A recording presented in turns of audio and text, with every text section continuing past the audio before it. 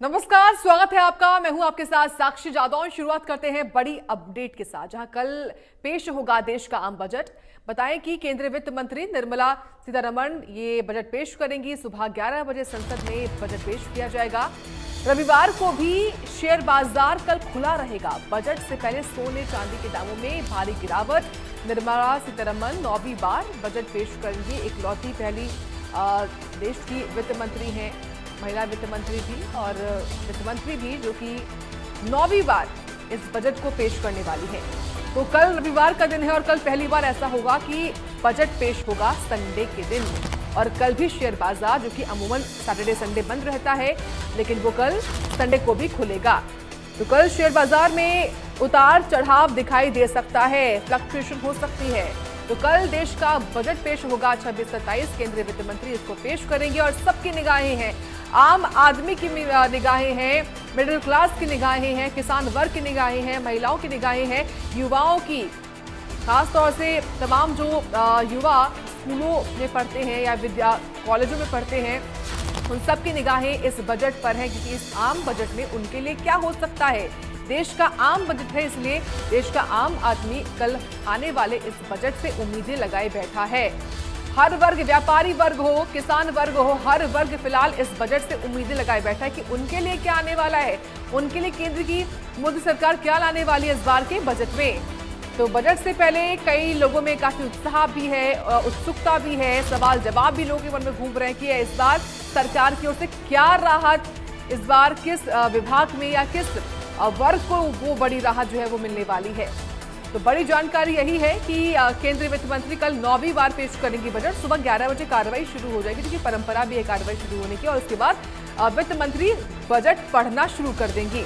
India news Haryana आपको कल पूरे दिन अपडेट देगा बजट को लेकर। बड़ी खबर क्या है, बजट में आपके लिए क्या है, क्या राहत हुई है, क्या महंगा हुआ, क्या सस्ता हुआ, सब कुछ बताएंगे, पल पल की अपडेट देंगे।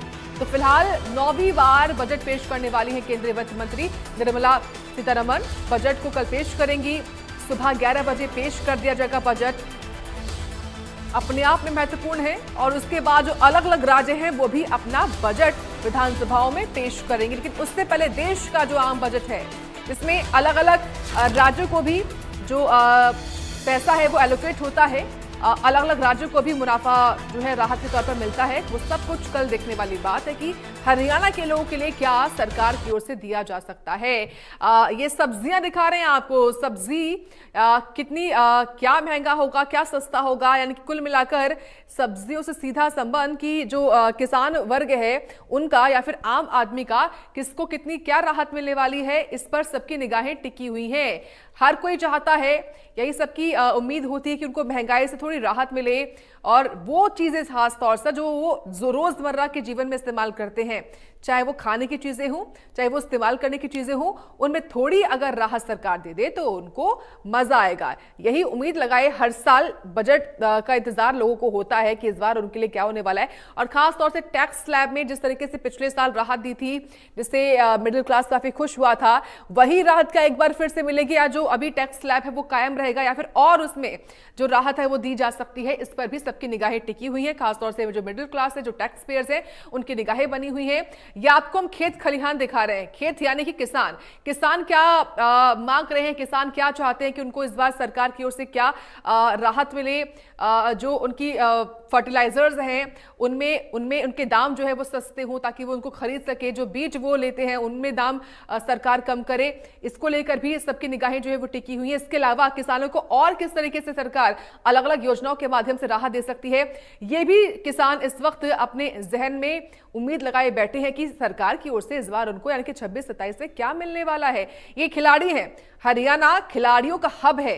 खिलाड़ियों के लिए सरकार क्या लाने वाली है, बजट में क्या खास होगा, कितने स्टेडियम बनाने का ऐलान किया जाएगा, कहां कहां ये ऐलान होगा, इस पर भी सबकी निगाहें टिकी हुई। कैसे खिलाड़ियों को और बेहतर बनाया जा सकता है, कैसे और सुविधा दी जा सकती है खिलाड़ियों को, ये सब कुछ जो है कल आने वाले बजट में मेंशन होगा, जिसको पढ़ेंगी केंद्रीय वित्त मंत्री। इसलिए खिलाड़ी खास तौर से नजर बनाए हुए हैं कि उनके जो इक्विपमेंट्स होते हैं काफी महंगे होते हैं इक्विपमेंट्स, और वो इक्विपमेंट्स में गिरावट हो यानी कि थोड़े सस्ते हो जाए, रेट थोड़ा कम हो जाए, इस पर भी उन लोगों की उम्मीदें हैं। तो कल केंद्रीय वित्त मंत्री जो है वो 9वीं 9वीं बार बजट पेश करेंगी और हर एक व्यक्ति, हर एक इंसान इस बजट से उम्मीदें लगाए बैठा है। और कल खास तौर से शेयर बाजार, जो इन्वेस्टर्स हैं जिन्होंने शेयर खरीदे हुए हैं अलग अलग इंडस्ट्रीज के, उनके लिए महत्वपूर्ण दिन कि कल संडे को शेयर बाजार ओपन रहेगा और वो फ्लक्चुएशन देख पाएंगे। कल उनको राहत मिल सकती है। तो देखिए किस तरीके से अलग अलग जिलों में बजट को लेकर लोगों में उत्साह है, क्या उनकी चाहत है, क्या उम्मीद है, यही जानते हैं। इस वक्त पानीपत का रुख कर लेते हैं, जहां से सहयोगी राजेश मजोका जुड़ चुके हैं। राजेश, आप बताइए, पानीपत का व्यक्ति, पानीपत का कौन सा वर्ग इस वक्त ज्यादा उत्साहित है, क्या उम्मीद है पानीपत के लोगों को कल आने वाले बजट से? राजेश।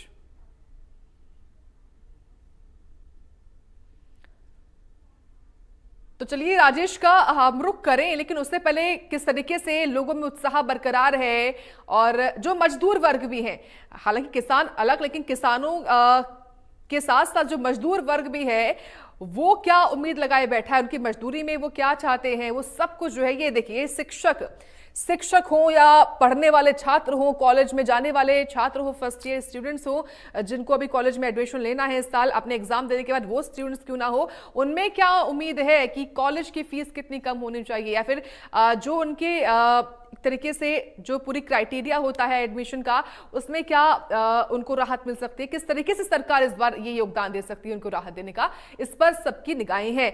ये रेलवे से जुड़ी हुई क्या ऐलान हो सकता है, क्योंकि पहले रेलवे बजट अलग आया करता था, लेकिन हर बार से काफी वक्त से ऐसा है कि जो रेलवे बजट है और जो आम बजट है वो कंबाइन होकर आता है। इसलिए रेलवे विभाग क्या उम्मीद लगाए बैठा है?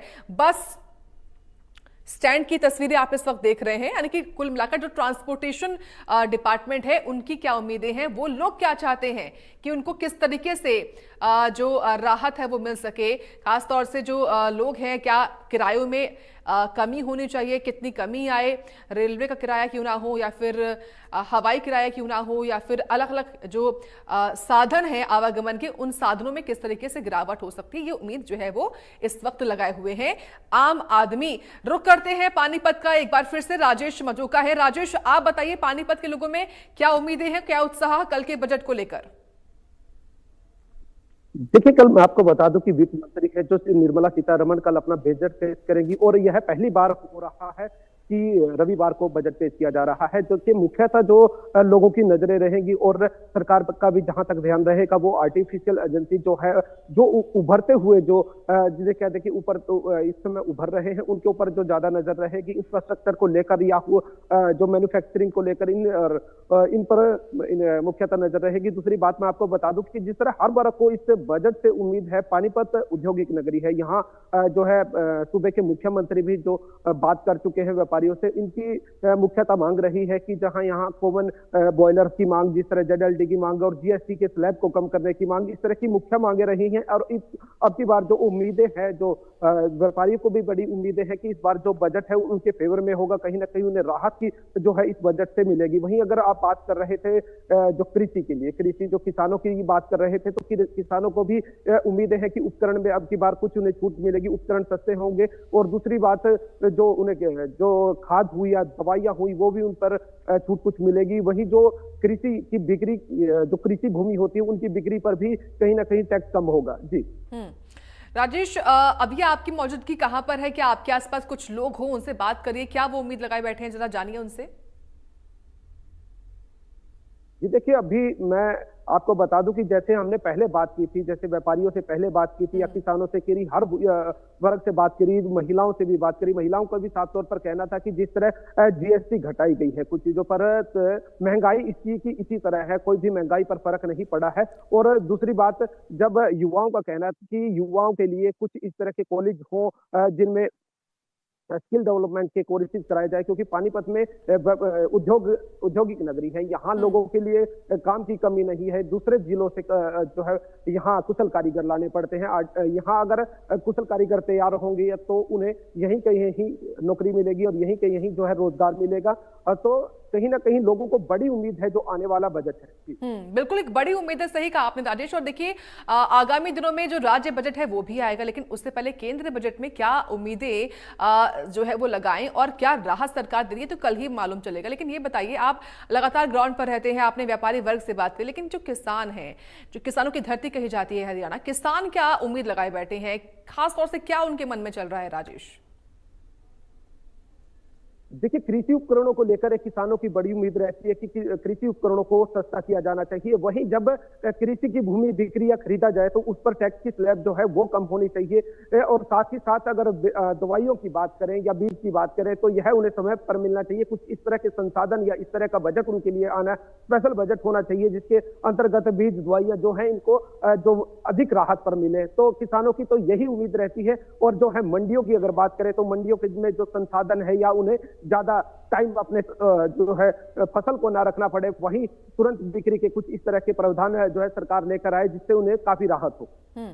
बिल्कुल, क्योंकि आपने बताया कि पानीपत में काफी इंडस्ट्रीज है, तो इंडस्ट्री से जुड़े हुए लोग तो देखिए खास तौर से मोटा माटी जो व्यापारी वर्ग है वो तो उम्मीद लगाए बैठा, लेकिन जो वहां पर काम करने वाले वर्कर्स हैं, लोअर वर्कर्स हैं, या फिर यूं कहूं कि जो कुछ मजदूर हैं, वो क्या खास तौर से सोचते हैं?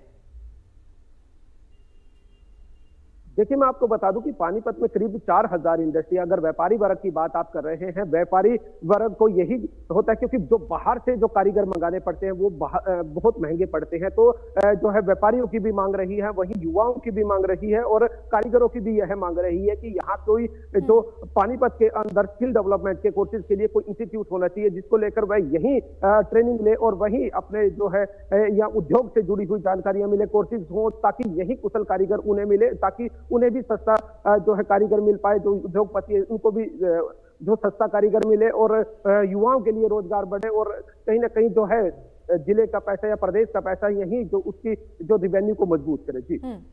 बिल्कुल, लेकिन राजेश ये भी समझाइए हमें, आप क्या देखते हैं और युवाओं में इसको लेकर क्या आप बातचीत करते हुए सुन सकते हैं? ना केवल युवा बल्कि वो लोग भी जो ऑफिस जाते हैं, पानीपत से अलग काम करते हैं, उनको अपने अलग अलग ट्रांसपोर्ट का इस्तेमाल करना पड़ता हो, खुद के व्हीकल्स भी होंगे कईयों के पास, कुछ बस से जाते होंगे, कुछ जो है वो रेलवे का भी इस्तेमाल करते होंगे। तो कई मन में प्रश्न होते हैं किराए को लेकर भी, या कुछ रास्तों को लेकर भी, या और बस बढ़ाने को लेकर भी, या उन रूटों पर और ट्रेनें चलाने को लेकर भी। तो उस लिहाज से क्या मन में है और क्या कमी आपने महसूस की है जिसमें सरकार को ध्यान देना चाहिए राजेश? देखिए, कुछ समय पहले, अभी कुछ टाइम पहले ही जो किराए में बढ़ोतरी हुई है उसमें जो डेली पैसेंजर है उनसे हमने बातचीत की थी। उनका साफ तौर पर कहना था कि पहले तो उन्हें शहरों से बाहर काम करने के लिए जाना पड़ता है और ऊपर से किराए में जो बढ़ोतरी है उसमें भी उन्हें जो कहीं राहत नहीं मिल रही है। लोगों की मांग यही रही है कि जो किराए में है वो राहत देनी चाहिए, बसों का किराया हो या फ्यूल के रेट में बढ़ोतरी है, फ्यूल के रेटों में भी गिरावट होनी चाहिए। वहीं अगर बात की जाए बस हुआ, ट्रेन हुआ, उसका भी किराया कम हो ताकि उन्हें जिनकी सेविंग पर ज्यादा असर ना पड़े और कुछ ना कुछ सेविंग वो ज्यादा कर पाए जी। और क्योंकि युवाओं की हम बात कर रहे हैं तो युवा क्या चाहते हैं? कुछ और विश्वविद्यालय खुले पानीपत में, इस संबंध में क्या बात होती है आपकी युवाओं से?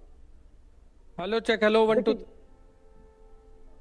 राजेश, चलिए राजेश का हम रुख करेंगे, लेकिन जिस तरीके से सहयोगी बता रहे हैं कि पानीपत के लोगों के मन में क्या कौतूहल है, कि वो क्या चाह रहे हैं, और वो वर्ग हर वर्ग है, यानी कि वो दफ्तर जाने वाला व्यक्ति भी है, कॉलेज जाने वाला छात्र भी है, शिक्षक भी है, घर में काम करने वाली महिलाएं भी हैं, यानी कि हाउसवाइफ्स भी हैं, और खेतों में काम करने वाले किसान भी हैं, मजदूर भी हैं, फैक्ट्रीज में काम करने वाले लोग भी हैं, और खिलाड़ी ये वर्ग भी है। यानी कुल मिलाकर हर वर्ग जो है वो कुछ ना कुछ आस लगाए बैठा, और ये आस लगाना उनका स्वाभाविक भी है क्योंकि सरकार जो है वो उन्होंने ही बनाई है, और सरकार से उम्मीद जो है वो इस वक्त सब लगाते नजर आ रही हैं। तो देखिए, पानीपत को तो जाना आपने कि पानीपत के लोग क्या चाह रहे हैं, क्या उनके मन में, लेकिन गुरुग्राम साइबर सिटी, वहां के लोग क्या सोचते हैं, जान लेते हैं गुलशन ग्रोवर से। गुलशन, आप बताइए कल आने वाले बजट को लेकर क्या चल रहा है साइबर सिटी के लोगों में?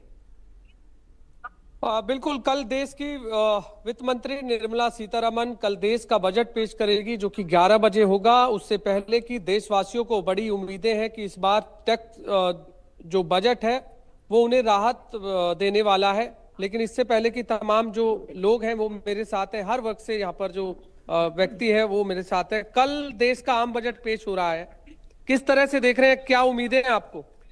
हम चाहते हैं कि जो हमारा बैंकों में पैसा जमा है, एक तो उसका रेट ऑफ इंटरेस्ट बढ़ाया जाए सीनियर सिटीजन का, और जो हमें कार्ड दिए गए इन्होंने आयुष्मान कार्ड, वो किसी भी हॉस्पिटल में नहीं चल पा रहा है, वो हर हॉस्पिटल में चलना चाहिए। हमारी दो ही डिमांड खास है, तो इस बात का विशेष ध्यान रखा जाए कि एक तो सीनियर सिटीजन का जो इंटरेस्ट बढ़ाया जाए पैसे का, और आयुष्मान उसका पेमेंट हो। अभी बताइए क्या उम्मीदें ये कहना है जी, सीनियर सिटीजन तो 12 वर्ष की उम्र से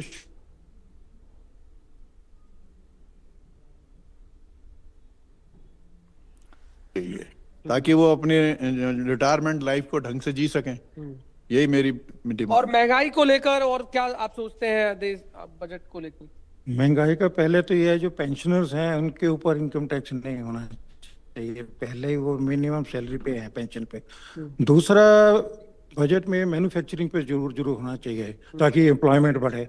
और तीसरा, एजुकेशन का बजट जो इस वक्त है वो रफली $20 बिलियन के करीब है, जो कि बढ़ के अगर विश्व गुरु हम बनने जा रहे हैं तो कम से कम ये दुगने से भी ज्यादा होना चाहिए। जैसे चाइना का केस हुआ $200 बिलियन है, तो कम से कम बढ़ना चाहिए ताकि एक एजुकेशन ओरिएंटेड सोसाइटी हमारी डेवलप हो, मैन्युफैक्चरिंग हो, एम्प्लॉयमेंट बढ़े इससे। खासकर हम देखते हैं कि आप सीनियर सिटीजन का तो बता ही दिया, लेकिन हम और नजरिए से देखें इस बजट को तो क्या उम्मीदें आप देख रहे हैं? देखिए भाई, हम लोग तो सीनियर सिटीजन है, अब तो सुपर सिटीजन मोर देन, हम तो जो बैंक पे पैसा मेरा है हम उसी पे हम लोगों का चलता है, तो उसका तो इंटरेस्ट बढ़ना चाहिए, पहले बोल चुके हैं। और कुछ टैक्स वगैरह लगता है उस पर, उसको नहीं करना चाहिए। टैक्स तो एकदम फ्री होना चाहिए। खासकर सीनियर सिटीजन के लिए टैक्स फ्री होना चाहिए। हमारे जैसे सीनियर सिटीजन में है जो फैसिलिटी पहले थी, आप कुछ और बताइए तो जो जानकारी। एक और फैसिलिटी जो थी ना रेलवे वगैरह में, उन्होंने सब विड्रॉ कर लिया, वो भी कंटिन्यू कम से कम होनी चाहिए। बाकी इंटरेस्ट का है, जैसे कुछ जैसे यंगर्स का जैसे सरचार्ज वगैरह लगता है जो 50 लाख के ऊपर, वो 75 लाख 1 करोड़ तक होना चाहिए। ये छूट मिलनी चाहिए कम से। महंगाई को लेकर कोई चर्चा नहीं है, महंगाई कम होनी चाहिए या? देखिए, जो नॉर्मल इस टाइम लास्ट 1 साल में देखा गया हो, तो जो इन्फ्लेशन रेट है वो 10% से ऊपर हो गया, जबकि कभी भी किसी भी टाइम पे किसी भी प्रीवियस 20 इयर्स को देख लीजिए, इस टाइम प्राइस राइज का मैक्सिमम है। इस पे कंट्रोल होना चाहिए, क्योंकि जो इनकम्स हैं वो तो सीनियर सिटीजन हो चाहे कोई हो, उसकी लिमिटेड है, टैक्सेशन उसको जो डीए से कंपनसेट नहीं होता वो। और इन्फ्लेशन के जो कवरेज है, आप सोच लीजिए, ऐसे सोचिए कि अगर किसी आदमी को 7% टैक्स मतलब उसको इंटरेस्ट मिल रहा है रुपए पे अपने 6 to 7%, और उस इन्फ्लेशन रेट 10% है, तो उसका तो रुपया डिप्लीट हो रहा है, वो तो आस्ते आस्ते भंगी हो रहा है। तो करते क्या है आप वैसे? हम तो रिटायर्ड हैं, बट बिजनेस किया जिंदगी भर, देखते हैं उस चीज को। आप ये सोचिए कि आपकी कोई भी 100 रुपए को ले लीजिए, अगर 100 रुपए की साल भर में उसकी कीमत ही 90 रुपए रह जाए, तो आपने 7% ब्याज से क्या कमाया? आपने तो गवा दिया 3%।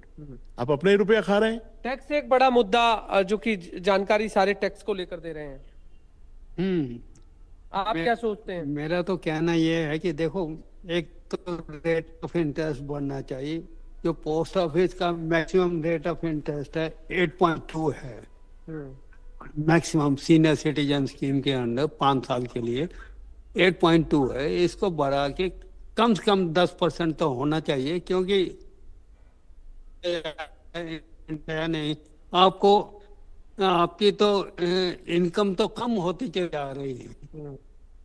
एक तो ये है। दूसरा, ये जो आयुष्मान कार्ड है, इट इज गुड फॉर न कि हमने 10 लाख का इंश्योरेंस दे दिया, आपको ये दे दिया वो दिया, और किसी भी हॉस्पिटल में चलता है। गुड़गांव के किसी भी हॉस्पिटल में कोई भी हॉस्पिटल एंटरटेन करके राजी नहीं है। गवर्नमेंट बिल्कुल गुलशन, देखिए ये तमाम वो अनुभवी लोग हैं जिन्होंने कई बजट आते देखे हैं और निश्चित तौर पर ये जो उम्मीद लगा रहे हैं, उम्मीद करते हैं कि सरकार इन उम्मीदों पर खरी उतरेगी। फिलहाल आपका बहुत धन्यवाद तमाम लोगों से बातचीत करने के लिए और जानकारी अपडेट देने के लिए। रुक करते हैं अब रोहतक और हिसार का भी, जहां से दो सहयोगी कुलदीप सिंह और दिनेश कौशिक बने हुए हैं। सबसे पहले दिनेश, आपके पास आते हुए बताइए कि जो रोहतक के लोग हैं वो क्या उम्मीद लगाए बैठे हैं, कौन सा वर्ग क्या चाह रहा है? बिल्कुल, देखिए बजट से हर कोई उम्मीद लगाता है, हर कोई ये चाहता है कि बजट में उन्हें कम से कम राहत मिले। खास तौर पर जो महंगाई है, हम बात करेंगे किसानों की। किसानों का ये मानना है कि लगातार जो खाद और जो बीज है वो उन्हें समय पर उपलब्ध नहीं हो रहा है, इसलिए वो प्राइवेट दुकानों पर जाने को मजबूर है। और ऐसे में प्राइवेट दुकानदार जो है अनाप शनाप चीजें जो है उनके साथ दे देते हैं, यानी एक्स्ट्रा जो जिस चीज की जरूरत नहीं होती है उसको भी मजबूरन लेना पड़ता है। और इसमें खास बात ये भी है कि जो दवाइयां हैं वो काफी नकलियां साबित हो रही है, जो पैसा काफी वेस्ट जा रहा है। इस पर किसानों ने ज्यादा से ज्यादा यही डिमांड की है कि कम से कम इनका प्राइस रखा जाए और कीमतें कम की जाए, ताकि किसानों को राहत मिल सके और जो खेती है, जो घाटे का सौदा है, उसे फायदे में कन्वर्ट किया जा सके। इसके अलावा नकली दवाइयों पर भी अंकुश लगाना चाहिए। इसी कड़ी में एक और खास बात जो है, लोग बार बार ये कह रहे हैं, चाहे वो फैक्ट्री में जाने वाले लोग हैं, मजदूर हैं, किसान हैं, कि उनकी एक क्रेडिट लिमिट बनाई जाए और जिस तरह से एटीएम का यूज करके वो इमरजेंसी फंड का इस्तेमाल करते हैं, उसी तरह सरकार एक कम से कम 2 से 3 लाख रुपए की एक लिमिट बनाए, जिसमें मिनिमम इंटरेस्ट रखा जाए और इमरजेंसी होने पर उस फंड का इस्तेमाल किया जा सके। इस ओर भी सरकार को ध्यान देना चाहिए। आजकल छोटी छोटी फाइनेंस कंपनियां हैं, वो मोटा ब्याज वसूलती है और इसमें एक और हैरान करने वाली बात यह है कि जो लोन होता है उसमें सबसे पहले जो है इंटरेस्ट ज्यादा काटा जाता है, तो इससे भी लोग काफी परेशान हैं। ऐसे में गृहिणियों की मांग है कि जो रसोई का सामान जो दिन प्रतिदिन महंगा होता जा रहा है और आम पहुंच से दूर होता जा रहा है, इस पर भी सरकार को ध्यान देने की जरूरत है। खास तौर पर रोजमर्रा की और इस्तेमाल होने वाली जो चीजें हैं उनको कहीं ना कहीं बजट में राहत मिले। इसके अलावा जो फैक्ट्री में काम करने वाले जो मजदूर हैं, उनकी भी यही मांग है कि जो सरकार ने मिनिमम वेज उनके लिए रखा है, हरियाणा में 18,000 रुपये रखा गया है, वो उन्हें नहीं मिल पाता। ऐसे में जो फैक्ट्री मालिक उनसे ओवर टाइम कराते हैं, तब जाकर 13-14 हजार रुपये यानी कि ये माना जाए कि सभी जो वर्ग है वो कुछ ना कुछ उम्मीद लगाए बैठे हैं। कुलदीप, आप बताइए हिसार में क्या हलचल है कल आने वाले बजट को लेकर?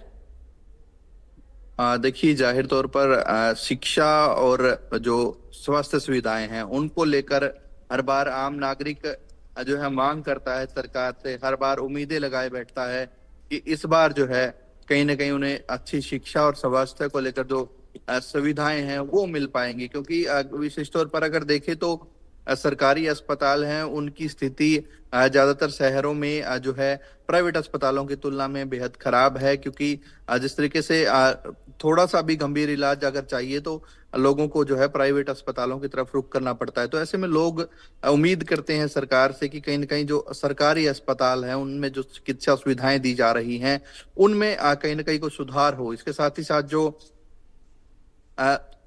स्वास्थ्य को लेकर जो चीजें हैं, इसके अलावा शिक्षा को लेकर है, क्योंकि सरकारी स्कूलों में जो हालात हैं उनको लेकर भी विशेष तौर पर लोग उम्मीद कर रहे हैं। क्योंकि सरकार ने एक जो है स्कीम तो लॉन्च की थी कि जो है गरीब आदमी भी प्राइवेट स्कूलों में अपने बच्चों को पढ़ा सकते हैं, लेकिन वो ग्राउंड लेवल पर इतनी जो है वो दिखाई नहीं दे रही। लोग उम्मीद करते हैं कि जो सरकारी स्कूल हैं उनकी स्थितियां सुधरें, समय से बच्चों को किताब मिले और अच्छी शिक्षा मिल पाए। तो ये शिक्षा और स्वास्थ्य को लेकर तो उम्मीद लोगों को रहती ही है। इसके साथ साथ महंगाई को लेकर भी लोगों का मानना है कि जिस तरीके से जो चीजों के रेट बढ़ रहे हैं, सामान्य जरूरतों को लेकर भी जो वस्तुएं हैं उनके रेट बढ़ रहे हैं, उस गति से जो है इनकम लोगों की नहीं बढ़ी। तो ऐसे में लोगों को बेहद ही जो है समस्या का सामना करना पड़ रहा है।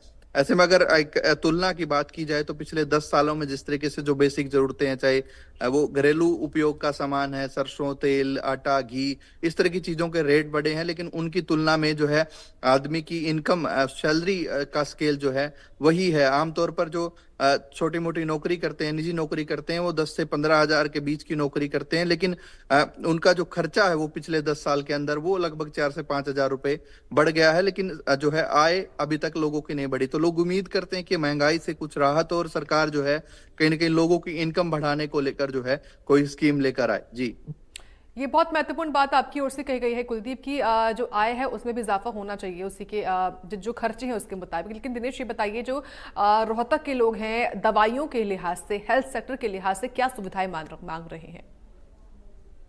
बिल्कुल, देखिए दवाइयों की जहां तक बात करें, जो स्वास्थ्य सेवाएं हैं वो कहीं ना कहीं कुछ ना कुछ कमजोर हरियाणा में रही है। ऐसे में सरकार ये भी दावे करती है कि मुफ्त दवाइयां सरकारी अस्पतालों में लोगों को जरूर मिल रही है, लेकिन स्टॉक कई बार खत्म हो जाता है और खासतौर पर जो डॉक्टर हैं वो बाहर की दवाइयां लिखते हैं और वो मरीजों को दोगुने कीमत में बाहर से मिलती है। ऐसे में दवाइयों को लेकर भी जो है आमजन काफी परेशान है, क्योंकि हर कोई व्यक्ति कहीं ना कहीं छोटी छोटी और बड़ी से बड़ी दवाई का इस्तेमाल करता है। खास तौर पर जो गंभीर बीमारी में इस्तेमाल होने वाली दवाइयां हैं उनके दाम कम करने की भी उम्मीद जो है लोग लगा रहे हैं। ऐसे में जो और दवाइयां हैं वो सरकारी हॉस्पिटल में ही आसानी से उपलब्ध हो, इसके लिए भी लोग ये बजट से उम्मीद लगा रहे हैं। हालांकि लोगों का ये भी मानना है कि इस बार जो बजट है वो आम लोगों के हितों को ध्यान में रखकर बनाया जा रहा है और उन्हें उम्मीद है कि इससे आम जन को काफी सुविधा मिलेगी। ठीक है, बहुत धन्यवाद आपका कुलदीप, आपका भी, दिनेश आपका भी, विस्तार से बताने के लिए, जानकारी अपडेट देने के लिए। और इसी के साथ हमारे इस खास सेगमेंट में इतना ही। आप देखते रहिए इंडिया न्यूज़ हरियाणा।